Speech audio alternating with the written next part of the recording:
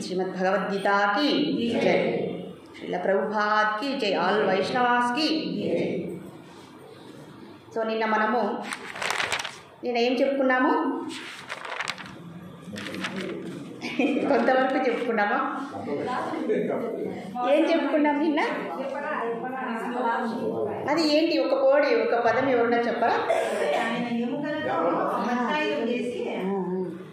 వృత్తాసుని ఎలా సంహరించారు. సో ఇది మనము నిష్కామ కర్మయోగం గురించి చెప్పుకుంటూ ఉన్నాము. సో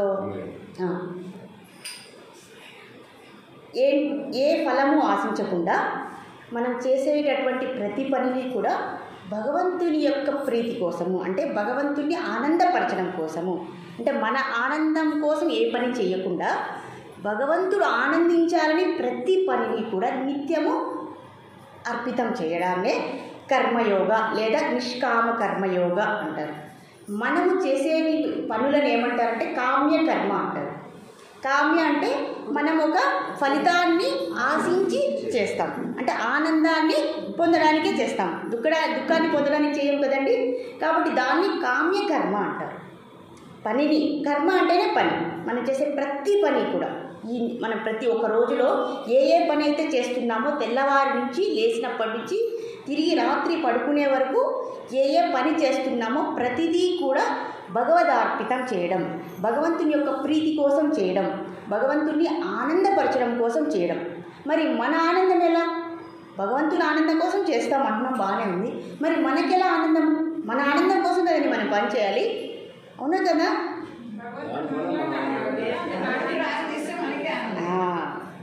భగవంతుణ్ణి ఆనందింపజేసేటటువంటి ఆ ప్రక్రియలో మనం కూడా ఒక ఉదాహరణ ఇవ్వగలరా? ఒక ఉదాహరణ ఇవ్వగలరా? మీ అందరికీ తెలిసిందే. ఒక ఉదాహరణ ఇవ్వగలరా? మీ అందరికీ తెలిసిందే. ఇప్పుడు మీరందరూ వచ్చారు కదా, మనం అందరూ వచ్చాము కదా, మనం కీర్తన ఎంత బాగా చేశాము కదా. ఆ తర్వాత మీకు ఏమనిపిస్తుంది కీర్తన, మనకి ఏమనిపిస్తుంది కీర్తన చేసిన తర్వాత? సరే, ఇప్పుడు ఎవరి కోసం చేశాము? ఆ ఆనందంలో, భగవంతుని ఆనంద పెట్టేటటువంటి ప్రక్రియలో భగవంతుడు ఆనందిస్తున్నాడో లేదో తెలియదు, కానీ మనం ఆనందిస్తుంది. ఇప్పుడు అర్థమైంది కదండి, ఈ లాజిక్ అర్థమైంది కదా. అదే కర్మయోగం, అదే కర్మయోగం. మనం ఏది ఆశించలేదు కదండి, మనసులో ఏమని భావిస్తున్నాం? సరే, మనకుంటాయి కోరికలు ఉంటాయి, అయ్యా నాకు ఇది తీర్చండి. ఇప్పుడు ఆపద ముక్కులు వాడు అందుకే కదా ఉన్నారు. అయ్యా ఆపదలు, మన కోరికల కోసమే భగవంతుని దగ్గరికి వెళ్తాం. అది మొదటి స్టెప్, మనకు అవసరాలు కావాలి, తప్పదు. కానీ ఆ లెవెల్ తర్వాత ఇంకొక మెట్టు దాటి మనం ఏమంటాము? భగవంతుని కీర్తిస్తే మనకు హాయిగా ఉంటుంది, మనశ్శాంతిగా ఉంటుందని చేస్తాం కదండి. అదే నిష్కామ కర్మ. ఇందులో ఎటువంటి కష్టమో లేదు, ఒక్క రూపాయి కూడా పెట్టవలసిన అవసరం లేదు. కాబట్టి మనం చేసే కర్మ ఏదైతే ఉందో, ఎప్పుడైతే భగవంతుని కోసం చేస్తున్నాము అనేటువంటి భావనే యోగం అయిపోయినది. కాబట్టి యోగం ఎప్పుడైతే అవుతుందో అప్పుడు మనము ఆ బంధనంలో, ఆ కర్మ వల్ల వచ్చేటటువంటి ప్రతిఫలం, పుణ్యమైన పాపమైన మనకు అంటుకునదు. మనకు అంటే ఎవరికి? ఆత్మకు. వెరీ గుడ్, వచ్చేసారు, ఆ కాన్సెప్ట్లోకి వచ్చేసారు. మనమందరూ వచ్చేసాం, మీరు కాదు, మనమందరూ వచ్చేసాం. కాబట్టి మనము ఇప్పుడు మనల్ని ఏమంటారు? అలా ప్రతిదీ సాధన చేస్తే, మనం లేస్తూనే మన దినచర్య మొదలు పెట్టకుండా నిద్ర లేస్తూనే మనం ప్రార్థించాలంట. అలా ప్రతినిత్యం ఎలా చేయాలి? సెకండ్కి ఎలా భగవంతుని ప్రార్థించాలి అని కష్టం అనిపిస్తే ఉదయం లేస్తూనే ఒక నిమిషం కూర్చొని భగవంతుణ్ణి ప్రార్థించాలి. అయ్యా, మీరు నన్ను నిద్ర లేపించారు, ఈరోజు చేసేటటువంటి ప్రతి పని కూడా మీకే అర్పితం చేస్తున్నాను. నాకు ఎటువంటి జ్ఞానము లేదు, మిమ్మల్ని సంతోషపెట్టడానికే నేను ప్రతి కర్మను ఆచరించాలని నన్ను ఆశీర్వదించండి. ఆ ప్రతిఫలము మీకే, నా కోసము ఎంత మాత్రము కాదు, నన్ను మీరే కాపాడాలి అని ఒక్కసారి మనము భగవంతుణ్ణి ప్రార్థించినా అది కర్మయోగము, నిష్కామ కర్మయోగము అయిపోతుంది. కామ వ్యతిరేక పదము నిష్కామ. కామ అంటే కోరికతో చేసే పని, నిష్కామ అంటే కోరిక లేకుండా. అంటే ఏంటి?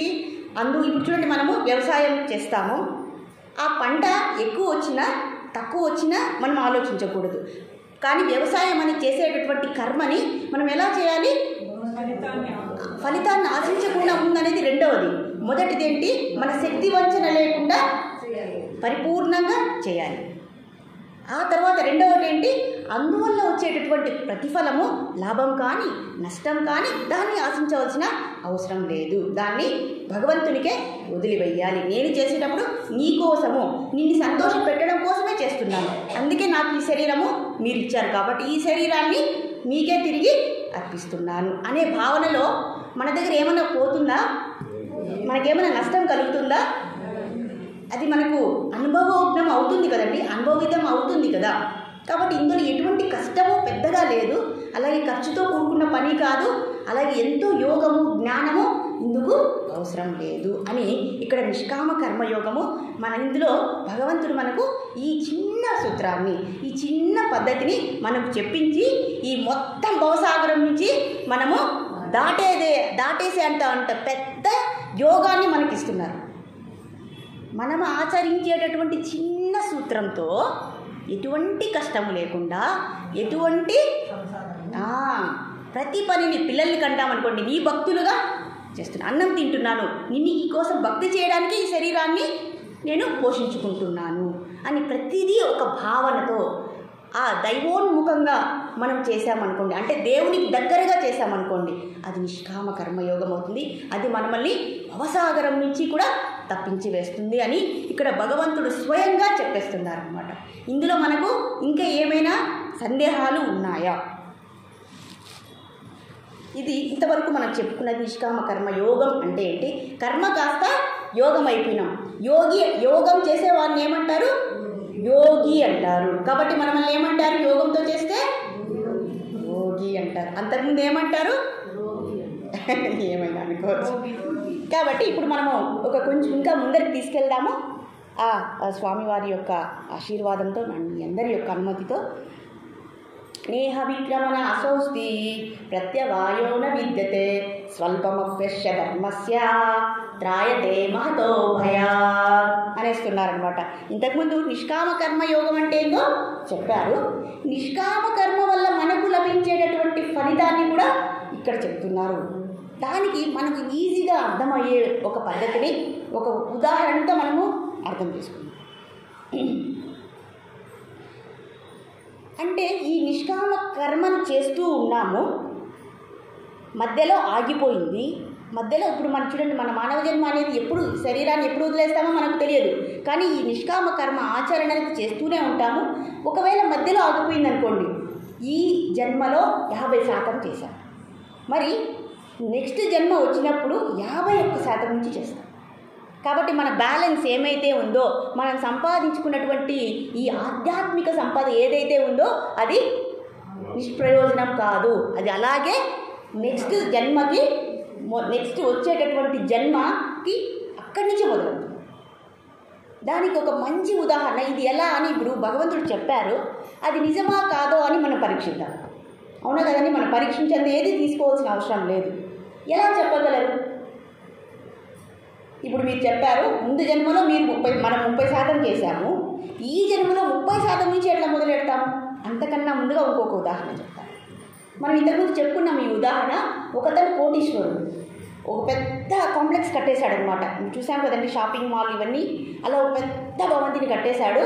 ఆయన కట్టి ఇంకా దానికి వార్షికోత్సవం చేసే లోపలే ఆయన మరణించారు. ఆ తపనతోనే ఆయన శరీరాన్ని వదిలేశారు. మళ్ళీ ఆయనకి ఎలాంటి జన్మ వచ్చింది అంటే, ఆయన చేసేటటువంటి సంకల్పాలు, ఆలోచనలు తీరు ఎంతసేపు అదే కదండి.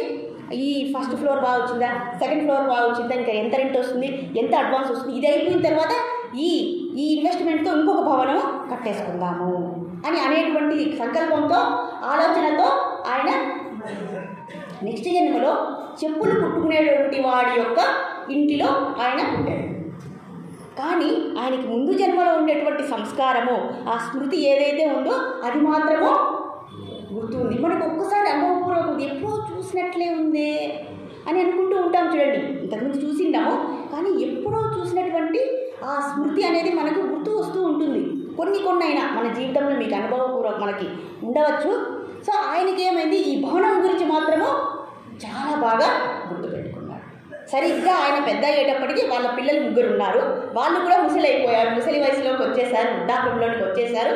కరెక్ట్గా ఆ ఇంటి దగ్గరికి వెళ్ళేసి చూసారు, అబ్బా నా భవంతి ఇంకా ఎంత బాగుంది, లోపలికి వెళ్ళిపోదాం, నా పిల్లలు ఏం చేస్తున్నారు, ఈ భవనం కంప్లీట్ అయిపోయి ఇంకా వేరే భవనాన్ని నిర్మించారా లేదా, నేను నిర్మించినటువంటి గదులు ఎంత బాగున్నాయి ఒకసారి పరీక్షిద్దామని ఆయన ఎంతో ఆతృతగా లోపలికి బయలుదేరనమాట. ఫస్ట్ ఫ్లోర్ చూశారు, సెకండ్ ఫ్లోర్ చూశారు, థర్డ్ ఫ్లోర్ చూశారు. అన్నీ చూస్తూ ఉంటే అందరికి సందేహం వచ్చింది. ఆయన ఒంటి మీద బట్టలు కూడా సరిగా లేవు. ఎంత బీదవాడంటే అంత బీదవాడు, ఇంట్లో పుట్టాడు, చెప్పులు కుట్టుకునే వాళ్ళ ఇంట్లో పుట్టాడు. కానీ ఆయన స్మృతి మాత్రము అలానే ఉంది. మరి అక్కడికి పోయి అన్నీ శోధిస్తుంటే వాళ్ళకు అనుమానం వేసి ఇతను ఎవరో దొంగ ఆయన అనుకొని ఆయన ఏం చేశారు, తీసుకెళ్ళి ఆయన ఏమంటున్నారు, ఇది నా భవనం, నేను కట్టించాను అని గట్టిగా మాట్లాడుతూ ఉన్నారనమాట. ఈయన ఏదో పిచ్చో మరి దొంగోడో ఏదో ఉన్నట్టుందని చితక బాధేశారు అనమాట. ఏం చేశారు కాబట్టి ఆయన సంపాదించుకున్నటువంటి ₹1,00,00,000 ఆస్తి నెక్స్ట్ జన్మలో ఆయనకు ఉపయోగపడిందా? లేదు. ఈ కథలో ఏదో మనం కల్పితం చేశామనుకుందాం. ఇప్పుడు నిజం చూద్దాం, ఇది ఈ వాక్యం కరెక్టా కాదా, సరి అయినదా కాదా. ఇప్పుడు మనమందరూ ఉన్నాము, మనం ఈ జన్మలోనే భక్తి చేసి ఈ స్థితికి వచ్చామా అని మనం చెప్పగలమా?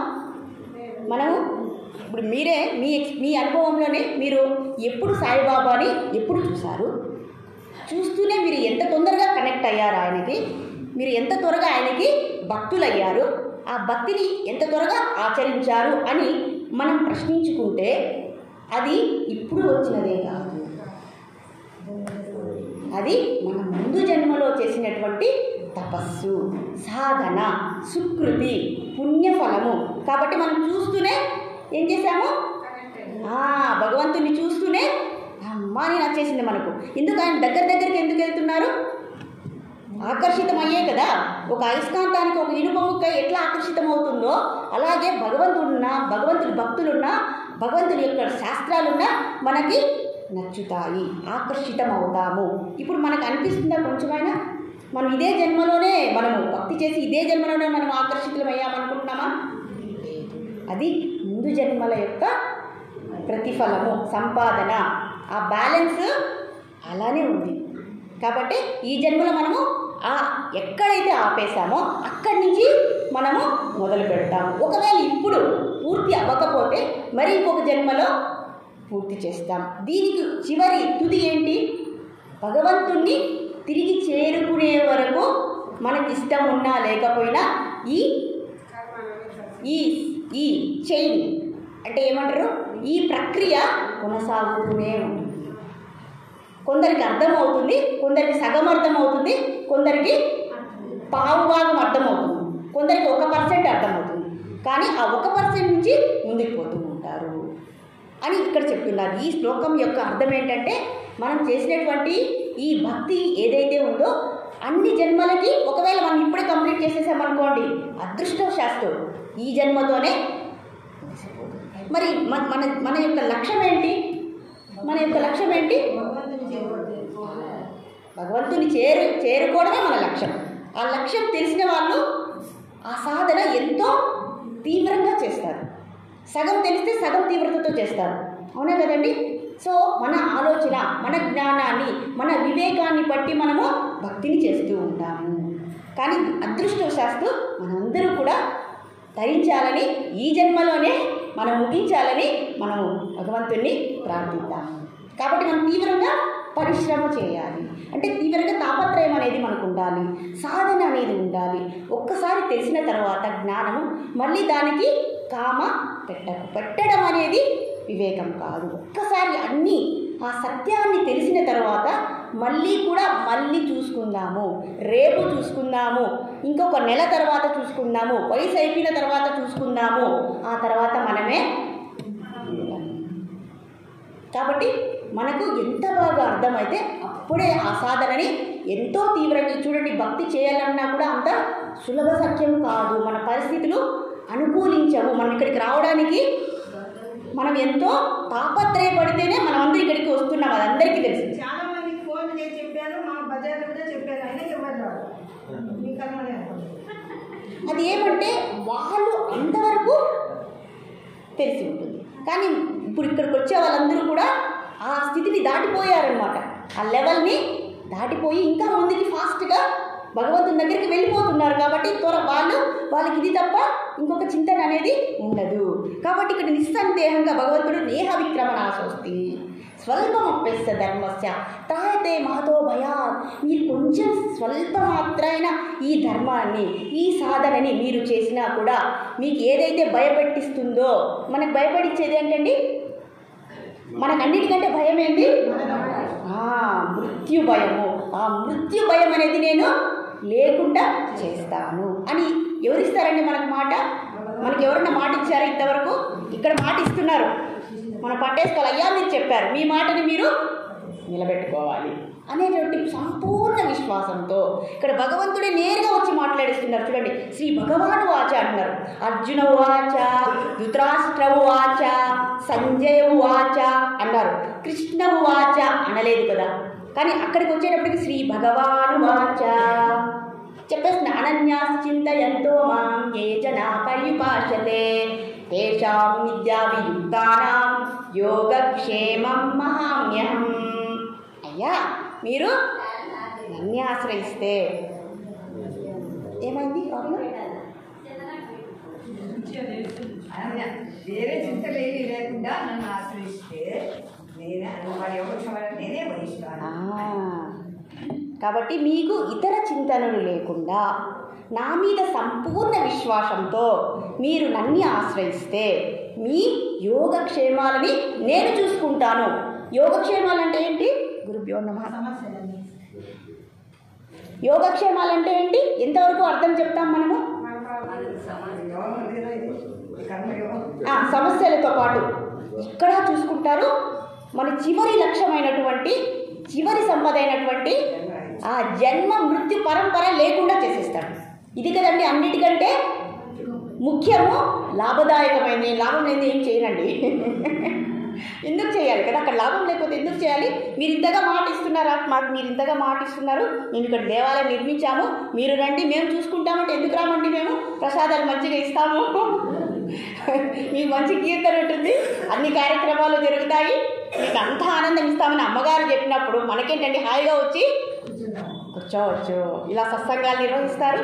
భక్తులందరూ మంచిగా సారు మేడంలాగా మంచిగా వాళ్ళ జీవితాలు ఎలా ఉన్నా కూడా ఇక్కడికి వచ్చేసి అన్నీ ఆర్గనైజ్ చేసి మన వాళ్ళందరినీ ఎన్నో కోఆర్డినేట్ చేసి ఇక్కడ చేస్తుంటే మనకేమండి ఎంత ఈజీ అండి.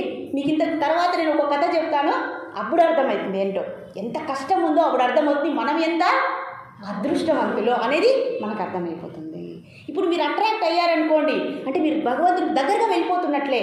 అంటే ఆ రుచి మీకు వస్తూ ఉంది, పెరుగుతూ ఉంది. మీకు వినేదానికి మీకు మంచిగా అనిపించింది అనుకోండి, మీరు ఇంకా ఆ మార్గంలోనికి ప్రవేశించినట్లే, ఆ అమృతం యొక్క రుచి వచ్చినట్లే అని ఇక్కడ చెప్తూ ఉన్నారు అన్నమాట.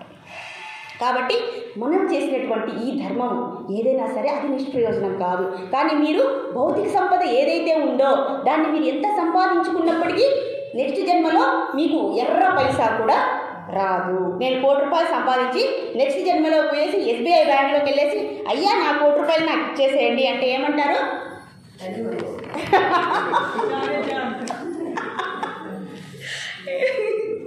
కాబట్టి మనం ఏం ఆలోచించాలి?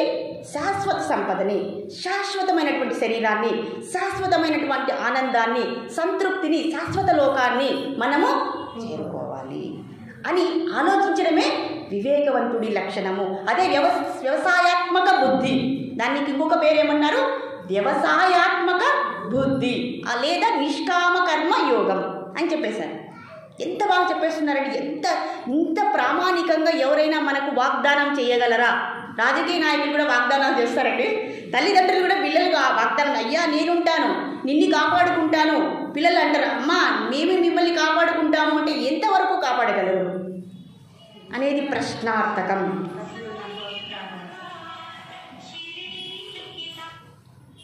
ఇప్పుడు చూడండి, మనము పంట పొలంలో ఒక విత్తనం వేస్తాం, అవునా కదండి? ఫస్ట్ విత్తనం వేసిన తర్వాత దాన్ని ఎంతో మనం పరిరక్షించాలి కదండి.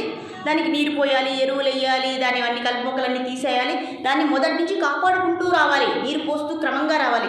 ఒక్కరోజు కానీ నీళ్లు పోయడం మానివేస్తే ఆ మొక్క మొలుస్తుందా? అలా చదువు. కానీ నిష్కామ కర్మయోగంలో మనం చేసేటటువంటి చిన్న భావన, ప్రతి పని కూడా నీకు అర్పించి చేస్తాను, నాకు ఎటువంటిది అవసరం లేదు అని అనుకునేటువంటి ధర్మం ఏది? ధర్మం అయిపోయిందండి ఇది. కర్మానుష్ఠాన ధర్మం అయిపోయింది. ఇది నిష్కామ కర్మ యోగం అయిపోయింది. కర్మానుష్ఠాన ధర్మం అయిపోయింది. మన ధర్మం ఏంది ఇప్పుడు చెప్పేశారు. అందరూ అంటారు, అయ్యా దేవుడు అంటే వృద్ధాప్యం దాటిన తర్వాత చేసేటటువంటి పని. ఇప్పుడు మాకు చాలా పనులు ఉన్నాయి ఈ భూమి మీద. అప్పుడు మనకి ఏ ధర్మము? ఇప్పుడు భగవంతుడు ఇక్కడ చెప్పేస్తున్నారు, కౌమారాచరే ప్రాజ్ఞం ధర్మాన్ భాగవతం ఇహ అని చెప్పేశారు. అయ్యా కౌమార వయసు నుంచి నువ్వు చెయ్యి. ఎందుకు చెప్పారు? అంత మాటను ఎందుకు చెప్పారు అంటే మనకు 5 ఏళ్ల ప్రాయం నుంచినే చేయాలంట ఈ భక్తిని. అవునా కదండి? ఇక్కడ ఎంతమంది అలా చేశాము?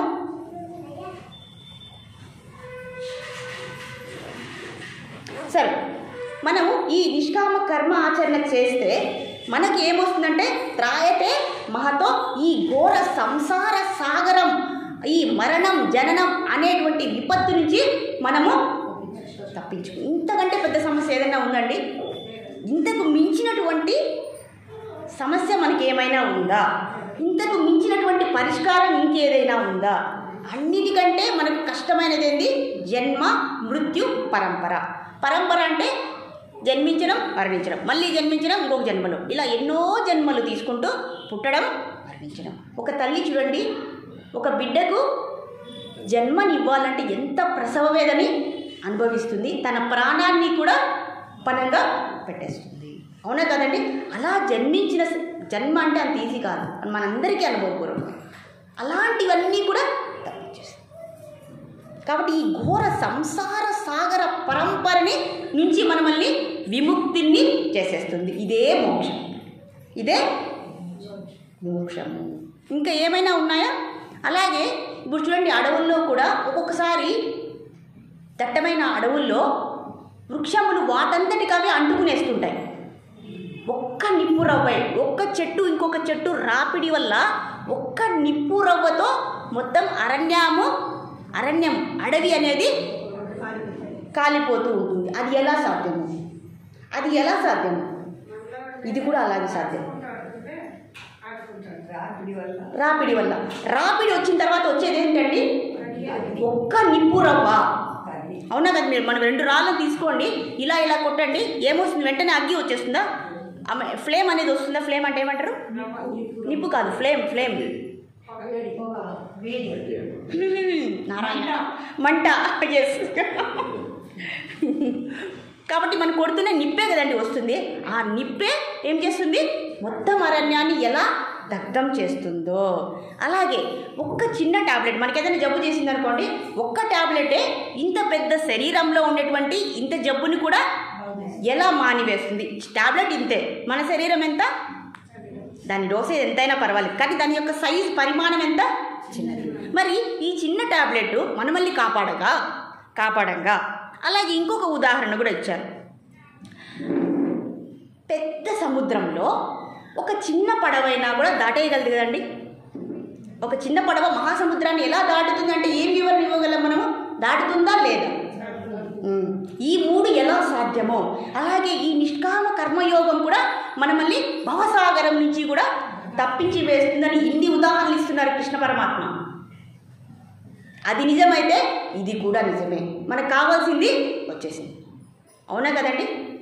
ఇక్కడే తత్వం అర్థమైపోయింది. మనకు జన్మ అంటే అర్థమైపోయింది, మృత్యు అంటే అర్థమైపోయింది, ఆ లోపల వచ్చే దశలన్నీ మనకు అర్థమైపోయినాయి. జన్మరాహిత్యం అంటే కూడా అర్థమైపోయింది, ఆత్మ అంటే అర్థమైపోయింది, శరీరం అంటే అర్థమైపోయింది, మోక్షం అంటే కూడా అయిందా లేదా? ఇంకా సాధనే చేయాలి. అర్థమైన వారందరూ కూడా ఆచరిస్తారని కనీసం తెలుసుకున్నాం. అది అదృష్టం కదండి. మనకు తెలిస్తేనే కదా మళ్ళీ ఆచరణలో దాన్ని పెడతాము. కాబట్టి ఎంత తీవ్రంగా మనం తెలుసుకుంటే అంత ఆచరణలో మనం పెట్టేస్తే ఈ జన్మలోనే మనం అనుకున్నటువంటి లక్ష్యాన్ని చేరుకోగలము అని ఇక్కడ చెప్తున్నాం. సో ఈ శ్లోకం యొక్క అర్థం అదే. అలాగే నెక్స్ట్ 41 శ్లోకానికి మనం వెళ్ళిపోదాం త్వరగా. వ్యవసాయాత్మిక బుద్ధి ఏకే హే కురునందన బహుశాఖ హనంతాశ బుద్ధయో వ్యవసాయిన. ఇక్కడ అంటున్నారు, ఓ మనసా, నువ్వు ఎటువైపైనా వెళ్ళచ్చు. ఈ మనసుని భౌతిక విషయాలపైన, ప్రాపంచిక విషయాలైనా పెట్టు, లేదా మనసుని ఒక లక్ష్యం, అంటే ఒక లక్ష్యం అనేది ఉండాలి కదండి. మన లక్ష్యం ఏంటి? నిజంగా చెప్పండి, మన లక్ష్యం ఏంటో మన మనసులో ఉండేది నిజంగా చెప్పండి. మన లక్ష్యం ఏంటి?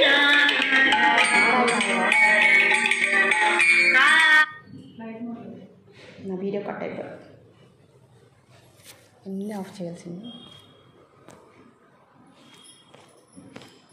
సారీ. హరే కృష్ణ. ఇక్కడ ఉన్నాం. మన లక్ష్యం ఏంటి? ఇప్పుడు నిజం చెప్పుకుందాం మనము. మన లక్ష్యం ఏంటి? మీ లక్ష్యం అది, మా లక్ష్యం ఏం కాదు.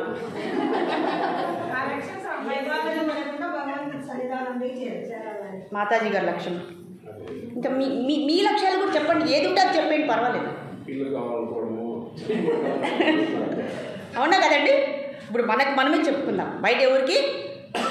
కాబట్టి మన లక్ష్యం ఎటువైపు ఉంది? అది మీ లక్ష్యం. మీ లక్ష్యం కూడా అదే. మాలాంటి వాళ్ళు ఉన్నాము ఇంకా ఇక్కడ ఉన్నారు లేదా, నేను మాత్రం ఉన్నాను. ఎన్నో ఆశయాలు ఉన్నాయి కదండి మనకు. పిల్లలు పెద్దవాళ్ళు అవ్వాలి, వాళ్ళకి మంచి జాబులు రావాలి, వాళ్ళకి మంచి భార్యలు రావాలి, వాళ్ళందరూ కూడా మంచి ఉద్యోగాల్లోకి రావాలి, మంచి ఉన్నత స్థితికి వెళ్ళిపోవాలి, ఆకాశం ఎగిరేటటువంటి స్థితికి వాళ్ళు వెళ్ళిపోవాలి, ముని ముని ముని ముని మన వల్లని మేము ఎత్తుకోవాలి, వాళ్ళకు కూడా పెళ్లి చేసేయాలి అనేటువంటి లక్ష్యమే కదండి. అవునా కదా? అవునా కదా? ఇంకా ఏవో ఉన్నాయి, ఆస్తులు కావాలి, సంపాదన కావాలి, నాకు 7 వారాల నగలు కావాలి, పక్కింటి ఆవిడకు ఉంది, నాకు లేవు, పక్కింట్లో అన్నీ ఉన్నాయి, లిఫ్ట్ ఉంది, మా ఇంట్లో లిఫ్ట్ లేదు. ఇలా మన మనసు ఏమవుతుంది? ఎప్పుడైతే ప్రాపంచిక విషయాల మీదకి వెళ్ళిపోతుందో, చూడండి, మనసు అనేది ఒక లక్ష్యం లేకపోతే పరిపరి విధములుగా వెళ్ళిపోతూ ఉంటుంది. ఎప్పుడైతే ఒక లక్ష్యము, అది ప్రామాణికమైన లక్ష్యము, దైవైక లక్ష్యము, ధర్మ మార్గము, ధర్మ లక్ష్యం ఎప్పుడైతే మనం పెట్టుకుంటామో అప్పుడు మనసు ఏమవుతుంది? దైవోన్ముఖంగా వెళ్తుంది. అంటే దేవుని వైపుగా వెళ్తుంది. దేవుడు చెప్పినటువంటి మాటల వైపుగా, చూపించినటువంటి మార్గ నిర్దేశకంగా వెళ్తూ ఉంటుంది. అంటే దేవుడైతే ఏ సూచనలు మనకి ఇచ్చారో ఆ వైపుగా మనము బయలుదేరుతాము, ప్రయాణిస్తాము. అవునా కదండి? ఇక్కడి నుంచి మనం మందిరంకి వెళ్ళాలంటే వద్దులేండి, కాశీకి అనుకుందాం. మనమందరూ కాశీ యాత్రకు పోవాలి. కాశీ పోయే ముందు మనమందరూ ఏం చేస్తాము? మీరే హెడ్, ఆర్గనైజర్ మీరే. ఏం చేయాలి? మీరు ట్రావెల్స్ని బుక్ చేయాలి, టికెట్స్ అన్నీ అందరివి చేయాలి. ఒక ప్లాన్ అనేది ఉంటుంది కదండి. ఏ ట్రైన్ ఎక్కాలా, బస్సు ఎక్కాలా, ఆటో ఎక్కాలా అనేది అన్నీ అక్కడి నుంచి అక్కడికి వెళ్ళే వరకు కూడా మనకు ఒక ప్లానింగ్ అనేది, ఒక ప్రణాళిక ఉంటుంది కదండి. అలా కాకుండా మనం బయలుదేరేసాం ఇప్పుడు కాశీకి, అప్పుడు ఎలా ఉంటుంది? ఎలా పోవాలో తెలియదు, ఏది ఎక్కాలో తెలియదు, ఎన్నో కష్టాలు పడతాం. అవునా కదండి? ఎప్పుడైతే మనము ప్రామాణికమైనటువంటి లక్ష్యాన్ని, మార్గాన్ని, ప్రణాళికను ఎప్పుడైతే మనము రూపొందించుకుంటామో, వెరీ గుడ్, అప్పుడు మనకు ఏమవుతుంది? సురక్షితంగా మనం అనుకున్నటువంటి గమ్యాన్ని సురక్షితంగా చేరిపోతాము, మన లక్ష్యము నెరవేరిపోతుంది, కాశీ విశ్వనాథుని మనము దర్శనం చేసేసుకుంటాం. అవునా కదండి?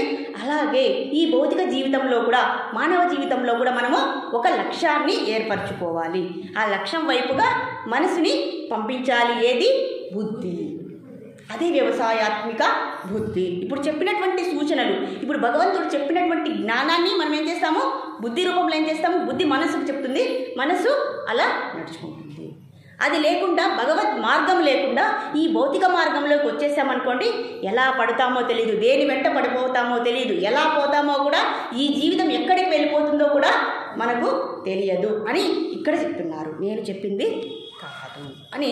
ఈ వ్యవసాయాత్మిక బుద్ధి ఏకేహ కురునందన అని అన్నారు. ఎవరిని? అర్జునుని.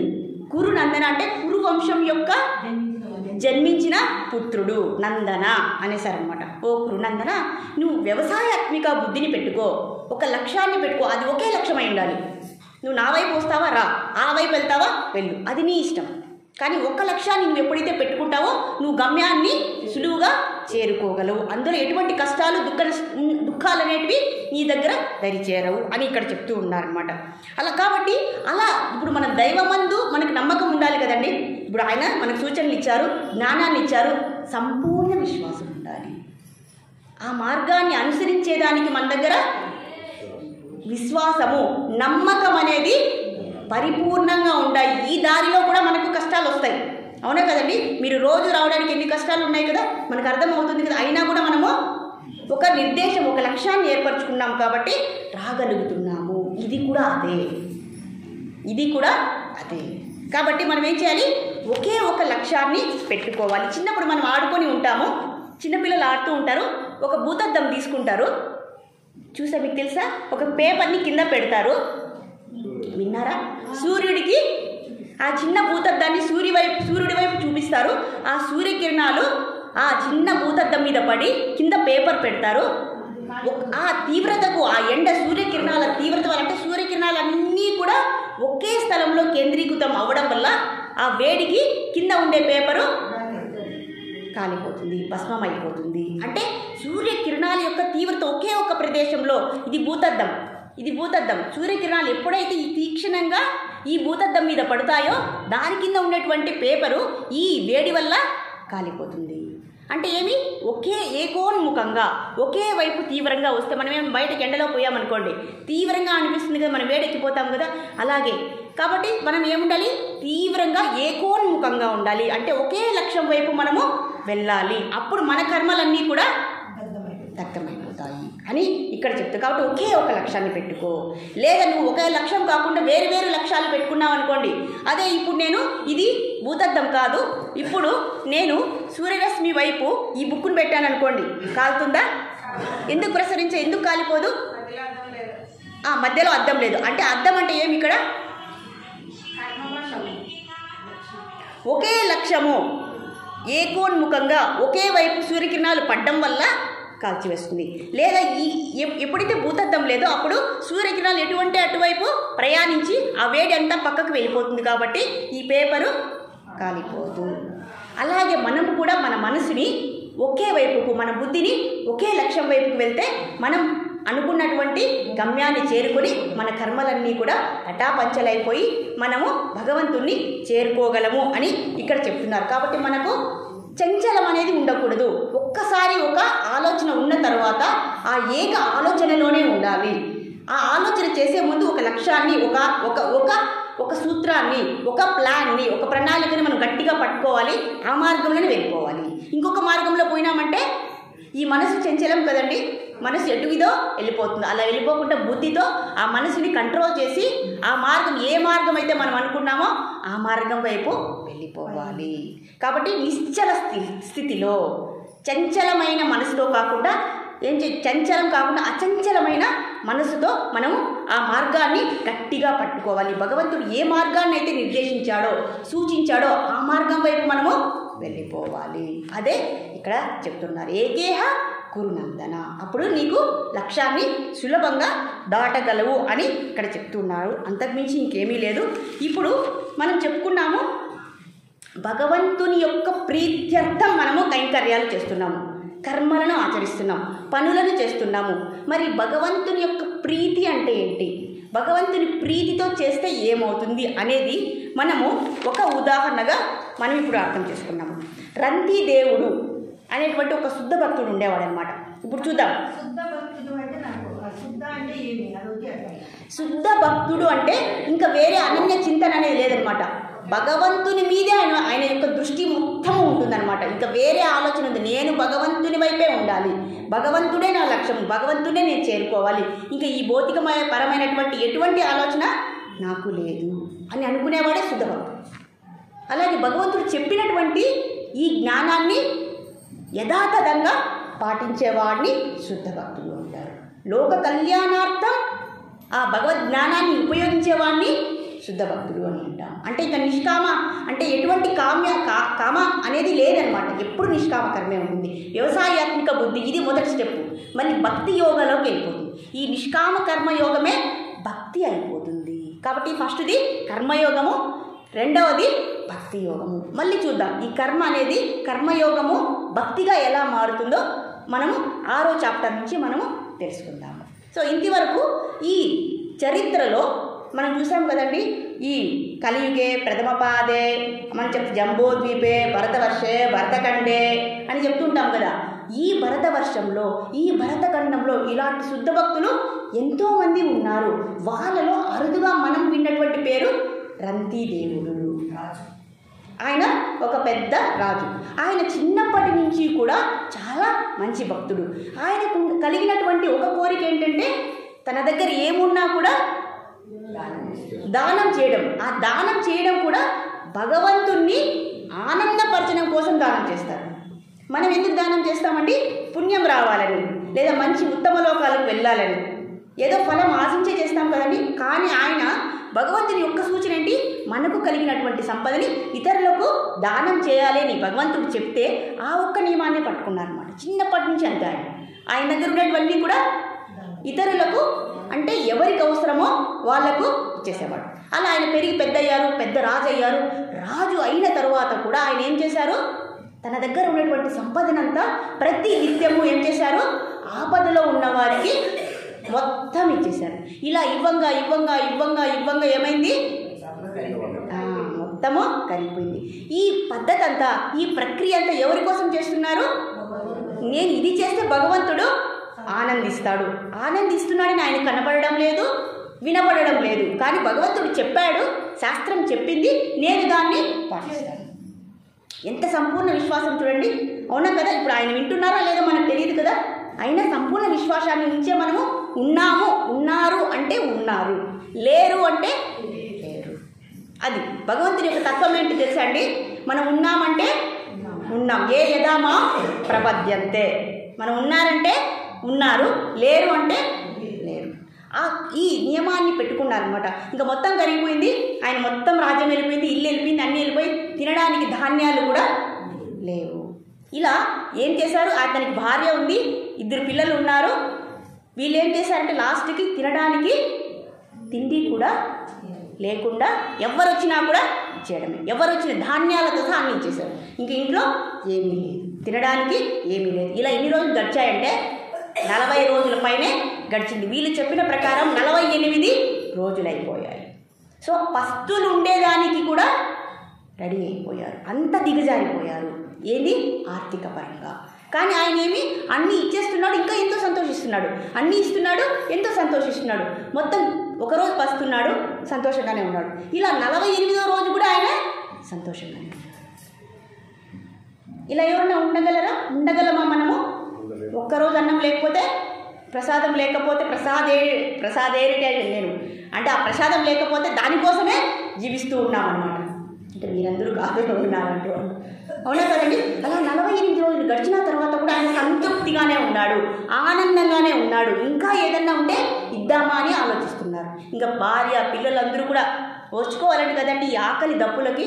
చాందోపనిషత్ ప్రకారము ఒక్కరు నీళ్ళతో కలిపి ఒక 15 రోజులైనా సరే, వారం రోజులైనా సరే, అంటే పస్తులు ఉన్న తర్వాత ఉండగలరు అని ఇక్కడ మనకి చాందోపనిషత్ చెప్తుంది.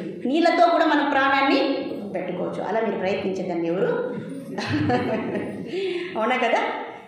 అలా ఉన్నారు. ఇంకా ఒకరోజు అనుకోకుండా కొంత ఆహారం, అంటే కొంచెం అన్నము, కొంచెం పాయసము, కొంచెం నెయ్యి, ఈ 3 పదార్థాలు దొరికాయండి అకస్మాత్తుగా 48 రోజుల తర్వాత.